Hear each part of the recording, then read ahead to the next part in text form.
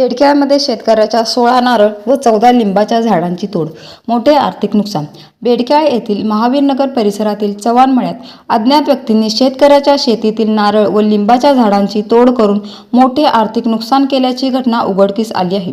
या प्रकरणी सदरगाव पोलीस ठाण्यात नोंद करण्यात आली असून फलोत्पादन विभागालाही माहिती देण्यात आली आहे।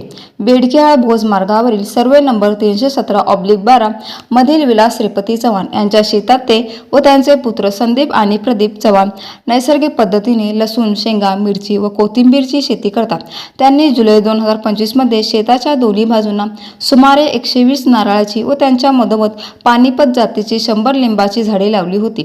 सध्या लिंबाच्या झाडांना भरघोस फळधारणा सुरू झाली असून नारळाची झाडे चांगली वाढली होती। रविवारी रात्री अज्ञाताने 16 नारळाची झाडे खोडाजवळून कापून टाकली तर 14 लिंबाची झाडे मुळासह उपटून शेजारील भरलेल्या विहिरीत फेकून दिली। सोमवारी सकाळी हा प्रकार निदर्शनास आल्यानंतर चव्हाण कुटुंबाला मोठा धक्का बसला।